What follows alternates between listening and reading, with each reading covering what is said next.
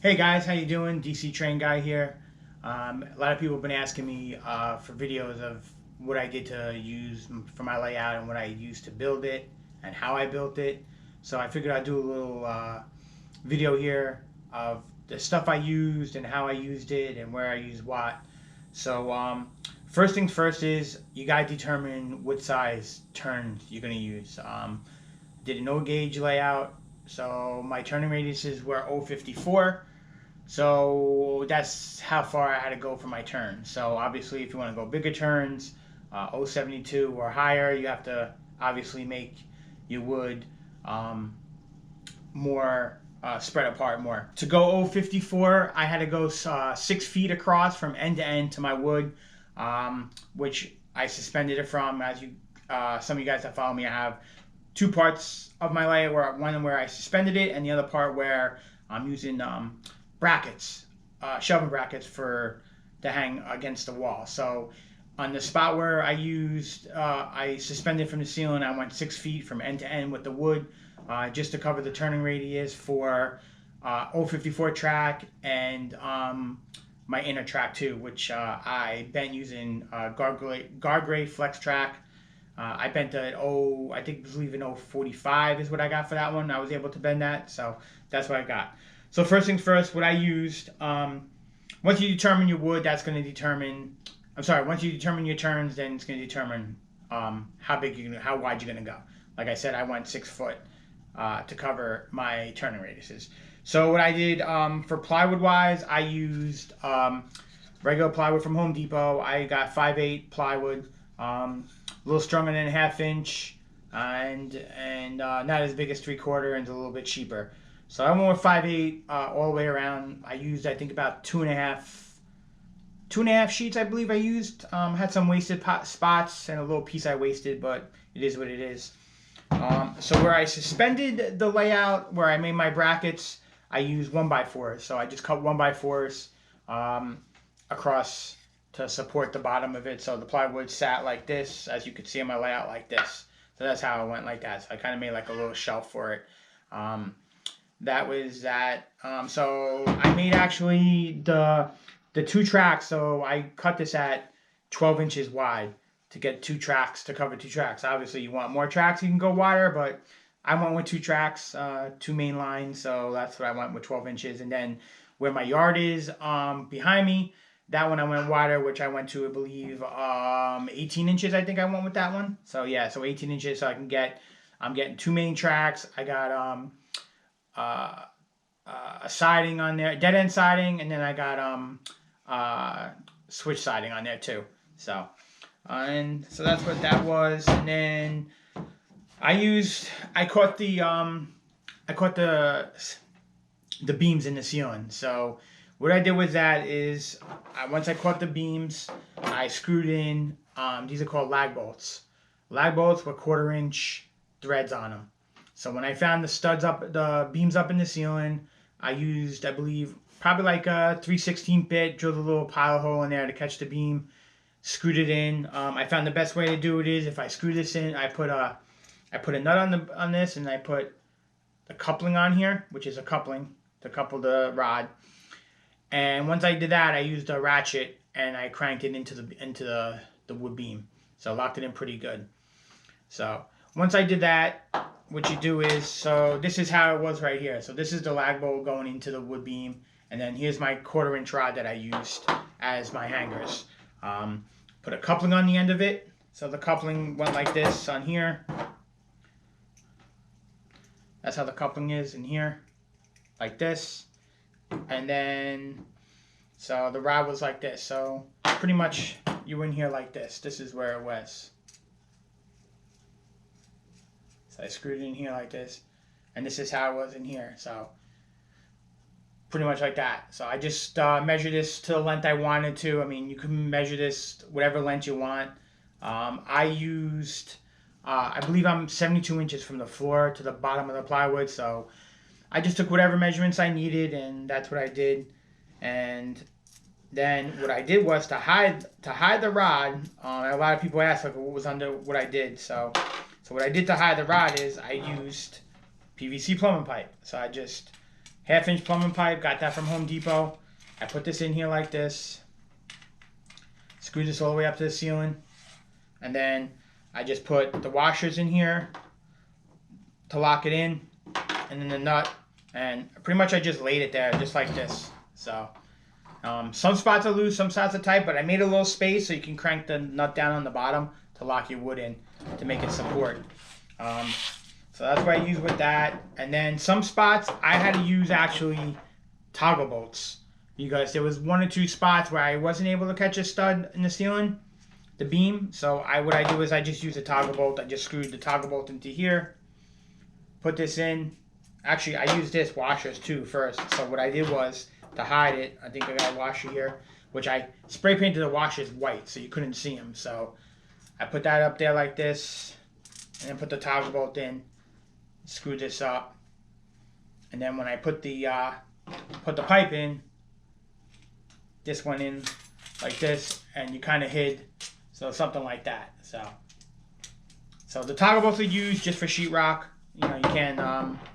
I wouldn't use it to support everything. I would catch a beam, me personally. I wouldn't catch just toggle bolts on there.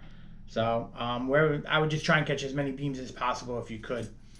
I forgot how far I went. I think I went maybe 3 feet, 4 feet is where I went. I tried to catch something. So so pretty much all you need. I used quarter inch washers. I used 1-inch washers for my brackets under the bottom like this, just to catch the wood right here. And then I use actually 1-inch washers. I use 1-inch washers for the shelving brackets, which I don't have because I kind of ran out. But I'll show you guys on the layout. I use 1-inch washers for that. No, sorry, not 1-inch. Quarter-inch washers. Sorry, quarter-inch washers. And also, too, everyone wanted to know what I did to join the woods together. So wherever I had a joint, I used flat 1 1/4 aluminum, 1 1/4 wide aluminum. I think it's only like 3/16 thick. It's not that thick at all. I just drilled some holes. I figured 1 1/4 was perfect to catch the 2 pieces of wood. I drilled, depending on the size, I drilled a couple holes. And what I did was I put some wood glue into it. I got the Gorilla Glue. This glue is pretty good, pretty strong. So every time I had a joint, I glued it in, glued the wood on both sides, and then put this in the middle to kind of lock it in. Put some wood glue on the bottom too, and held it in pretty tight. So that's where I went with that. And then for my brackets, I used 1.5" number 10 screws. Those 1.5" 10 screws screwed into all my shelving bracket, and I caught beams wherever I could. I caught a stud, and I'm not really too crazy about using stud finders, but I found this stud finder on Home Depot. It's the Zircon StudSensor HD70. I think it was like $35, but it was worth it. It actually works pretty damn good. I'm not too crazy about stud finders, but this one worked pretty good. It helped me out a lot. It was pretty close or dead on to finding the studs for me. So once I found the studs, like I said, I used 1.5" 10s, screwed it right into the wall, caught the studs, and then wherever I couldn't find that I need extra support, I just used toggle bolts to hold them in. But I recommend catching studs. Studs is a big thing because it's obviously going to be stronger. Some people were saying too, like I use 1x4s for the bracket. How's it strong? But let me tell you something. Once you start screwing everything in, it gets really strong. Because I use drywalls. I believe I used some drywall screws to catch the drywalls into the plywood. So when I screwed it in, I was like that. I gave it locked in some screws from the bottom. And then, it made it pretty strong. It ain't going anywhere. So, worked out pretty good. I'll show you guys and then the measurements. It could be done. A lot of guys say, "Oh, can't. That's crazy." How you did it and everything like that. But it could be done. You just have to put a lot of time into it. Your measurements are a big thing. Don't rush it. And your number one thing is you got to know your turning radius for your track. Because if you don't know your turning radius for your track, you're not going to know how far to come across. But I went into the middle of the ceiling. So if you're going like around the edge of your room, you really don't need to know the turning radius. It just depends that turning radius you're going to have, how wide you're going to come out with the wood, and how many lengths of track you're going to need. So shelving bracket, like I said, I got 12 inches, 12-inch wide plywood, covers two tracks. So obviously you want more than 2 tracks, 3, 4 tracks. Obviously you can go wider as long as you want, and you really don't have to worry about your turn radius. You kind of do, because a little bit you have to learn about it, because the turn radiuses determine how far out you're going to swing. I'll show you in some spots where I wanted to go 0.72, but just wasn't happening because it was way too much work for me. So that's why I just went with 0.54.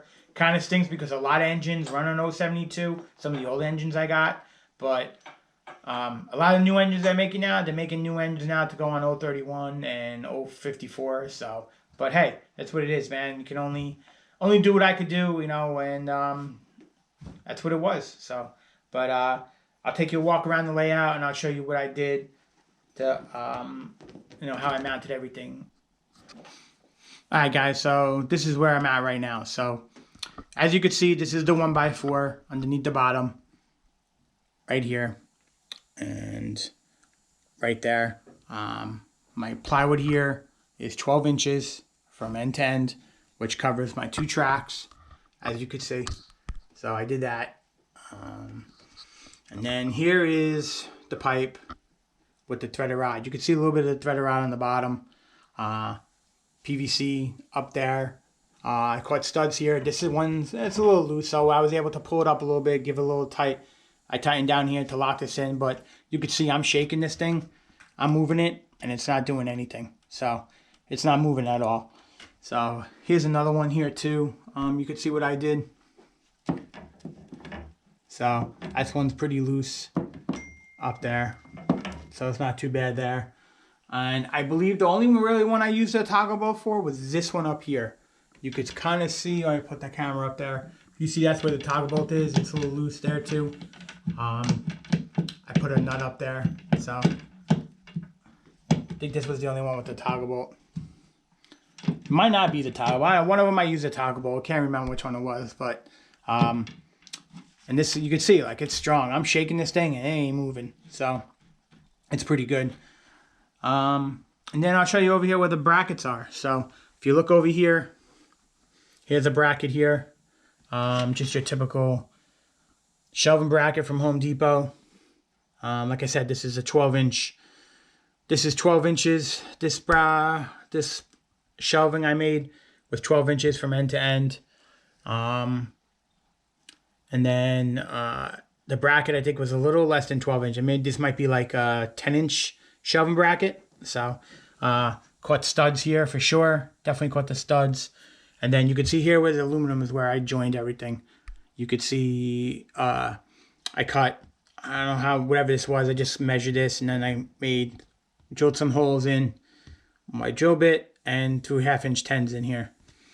So, and then with the glue, like I said, I made this on everywhere I made a curve is what I did. So you come around here, you can see over here I made some extra support here because I needed it. I had to throw 2, so that's why they're so close together. I think I was actually able to catch a beam too on those 2. So, and then you can see here on the turn where I put this piece of wood in and I joined these woods. And you can see over here where I joined the main line right here. So you can see.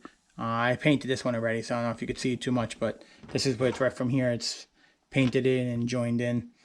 And this is the 18-inch part from my yard right here. So this whole part from the wall to here, 18 inches, which covers 4 tracks, which is track 1, track 2, my 2 main lines, 1 and 2, and then my dead end siding and my switch siding. So, and I pretty much just caught beams everywhere I could get a beam right here. You can see here's another joint right here that I made. Screwed in. Here's a big piece right here. I loaded up with a lot of screws. You know, more screws the better, makes it stronger. Put the wood glue into, like I said. Here's another one here. So just wherever I can catch beams. I don't remember. I think I want every other beam to catch over here. So there's another one here. And you can see here in the corner, I put some more in for the support. I got some there, some there. So I put quite a few over here in the corner where I need more. And you can see all the joiners I put in over here with the aluminum. all those. And another one here.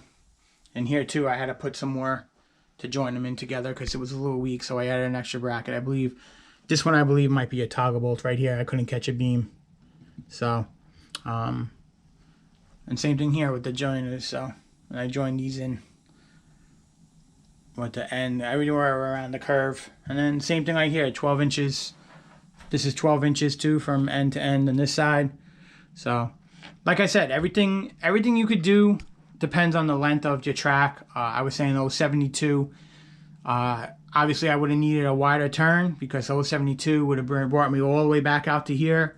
And then I would have had to go into my shop area, which, forget about it. It was way too much work. So I figured I'm just going to go with the 054.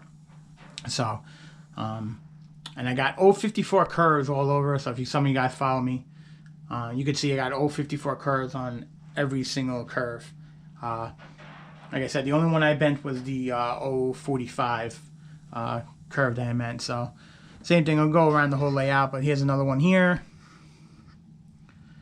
You can see more joiners here. And I got another one here. I don't know if you can see, it's a little dark. So, and then here's another joiner.